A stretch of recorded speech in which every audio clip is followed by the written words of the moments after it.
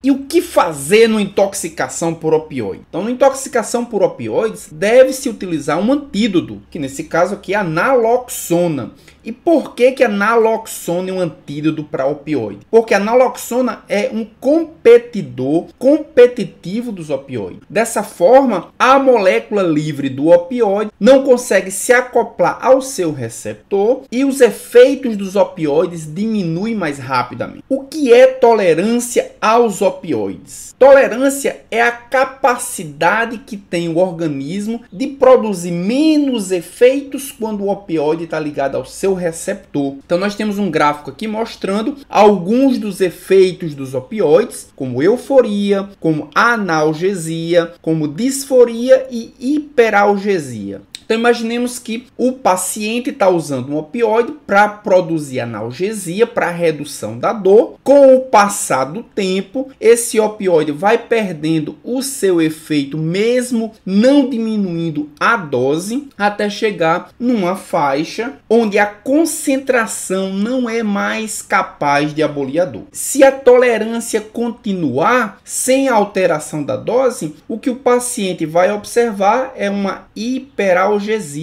ou seja, uma piora da dor. Então a tolerância é o que? A diminuição dos efeitos do opioide sem redução da dose. E por que acontece a tolerância? Então a tolerância é um processo que se desenvolve de forma rápida, entre 12 a 24 horas, e são dois os mecanismos que explicam a tolerância. Um dos mecanismos explica a tolerância aguda. Isso acontece porque há uma redução menor de AMP cíclico. Então, um dos efeitos intracelulares que os opioides produzem é a redução da concentração do AMP cíclico. Por algum fenômeno que a gente vai ver mais adiante, o AMP cíclico reduz, mas reduz numa velocidade muito mais lenta. Então, isso explica os efeitos agudos. Mas os efeitos crônicos, eles acontecem por outro mecanismo, por um processo de dessensibilização e também de interiorização dos receptores dos opioides. Então vamos explicar aqui os efeitos agudos da tolerância aos opioides. Então nós estamos vendo aqui nessa imagem um agonista opioide qualquer, pode ser por exemplo a morfina, interagindo com um receptor Mi, ativando ou estimulando esse receptor Mi. Um dos efeitos intracelulares dessa interação é a inibição dessa enzima aqui, a adenilato ciclase. Se a adenilato ciclase tem sua atividade reduzida, o que é que nós podemos esperar? Redução intracelular do AMP cíclico. E para que serve o AMP cíclico? Serve para, entre outras coisas, ativar uma enzima chamada de PKA. Mas ao mesmo tempo que ele ativa a PKA, ele inibe a PKC. Como nós temos uma redução das concentrações do AMP cíclico, essa inibição sobre a PKC, ela é reduzida, consequentemente nós temos um estímulo para a ativação da PKC. E o que é que a PKC faz? A PKC ela ativa diversas enzimas, dentre elas a adenilato ciclase. Então observem esse panorama. Quanto maior a atividade de opioide sobre o receptor Mi, menor a atividade da adenilato ciclase. Só que quanto menor a atividade da adenilato ciclase, por um mecanismo reverso, maior a ativação de adenilato ciclase. Por essa razão, quanto mais se usa um opioide, maior será a necessidade de se utilizar maior opioide. Por quê? Porque os seus efeitos vão sendo diminuídos com o tempo. Do ponto de vista crônico, como é que acontece a tolerância? Então, o opioide interage com o receptor Mi, como nós vimos, inibindo a adenilato ciclase, só que aqui nós estamos observando que cronicamente, ou seja, depois de um longo tempo de ativação do receptor Mi, a própria célula produz uma adaptação. E qual é essa adaptação? Ela internaliza por endocitose o receptor. Isso significa que na superfície celular nós teremos uma menor concentração, uma menor densidade de receptores Mi. Isso significa que, mesmo tendo a mesma concentração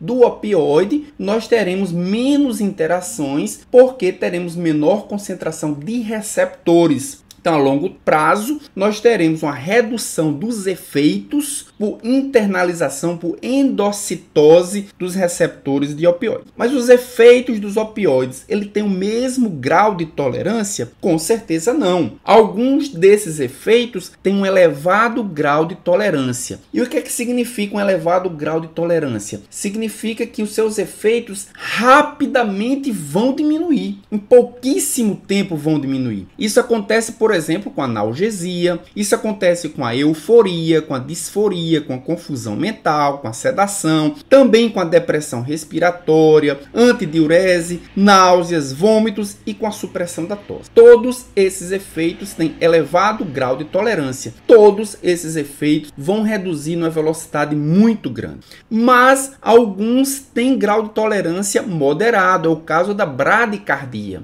Eles vão reduzir, os efeitos serão reduzidos, mas serão reduzidos numa velocidade mais lenta do que os que eu acabei de citar. E existem aqueles que o grau de tolerância é mínimo, ou em alguns casos até inexistentes. É o caso da miose, é o caso da constipação e também da confusão mental. Então, nesses casos, esses efeitos eles vão perdurar por todo o uso do opioide. Qual a relação entre a tolerância, a dependência e a síndrome da abstinência? Bem, a dependência é tudo aquilo que acontece em virtude da tolerância. Então, quando diminui-se os efeitos, ou seja, diminui o efeito da analgesia, diminui o efeito da euforia, o que é que vai acontecer? O paciente precisa de uma dose maior. Ele começa a se tornar dependente daquele efeito que está sendo diminuído. E o principal responsável por essa dependência são os receptores Mi, porque é a ação em receptores Mi que tem maior grau de tolerância. Mas existem também fatores psicológicos, socioeconômicos que podem estar envolvidos com a dependência, mas do ponto de vista fisiológico, é a tolerância o principal fator responsável pela dependência aos opioides.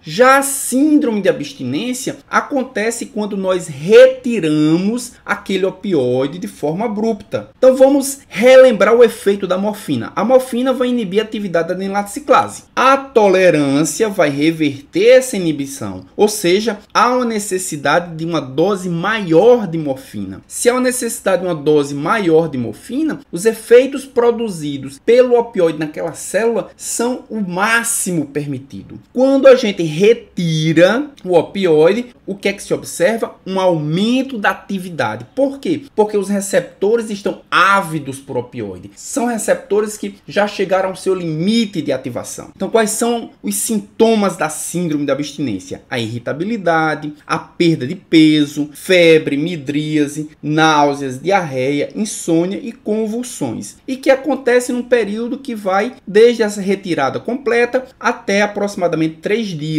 No primeiro estágio, se observa ansiedade, se observa necessidade pela droga. Isso vai desde a retirada até 8 horas aproximadamente. No estágio 2, que vai de 8 horas até 24 horas. Além da ansiedade, o paciente tem insônia, então observe que é um efeito contrário. O opioide causa sedação, a sua retirada causa insônia. Os primeiros distúrbios gastrointestinais, rinorreia, midríase, já que o efeito é miose, a sua retirada é midríase e diaforese. E no estágio 3, que vai das 24 horas até aproximadamente 3 dias, você observa taquicardia, então o efeito normal é bradicardia, a sua retirada é taquicardia. Náuseas e vômitos, normalmente se observava constipação, aqui se observa náuseas. Hipertensão, que é o contrário da hipotensão, a diarreia, febre, calafrios, tremores, convulsões e espasmos musculares. O que fazer para reverter a síndrome da abstinência por opioides? Ou seja, o paciente retirou completamente o opioide, está tendo síndrome de abstinência, o que é que a gente faz para reverter? Se administra metadona. Mas metadona é um opioide. Como é que a gente vai reverter a síndrome de abstinência administrando um opioide, já que é o opioide que causa a síndrome de abstinência? A lógica disso é porque a metadona, apesar de ser semelhante à morfina, ela apresenta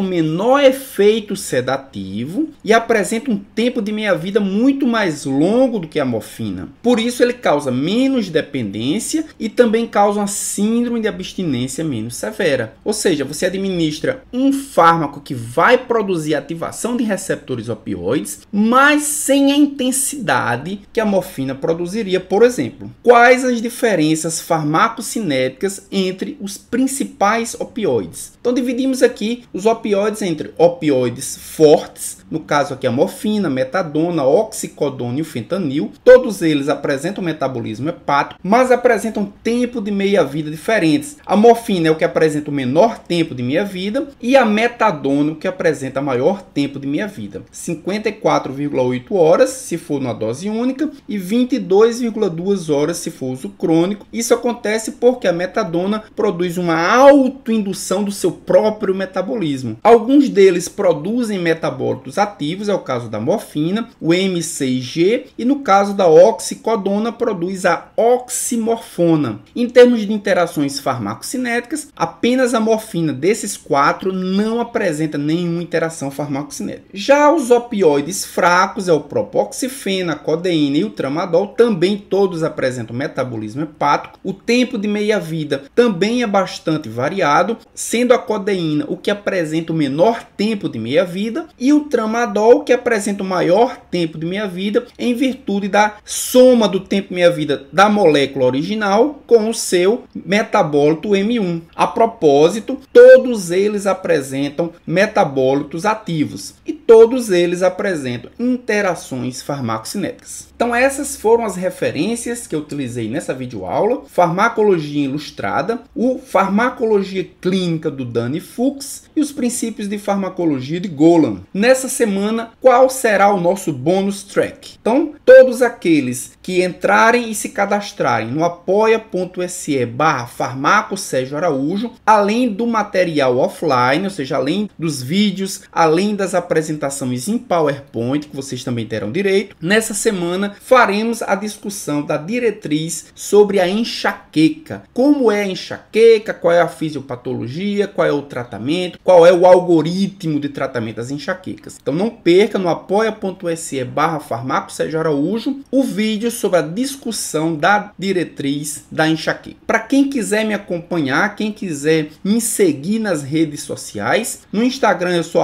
@prof.sergioaraújo, no LinkedIn eu sou @prof-sergio-araújo e no Twitter eu sou @prof.sergioaraú2. Até a próxima videoaula!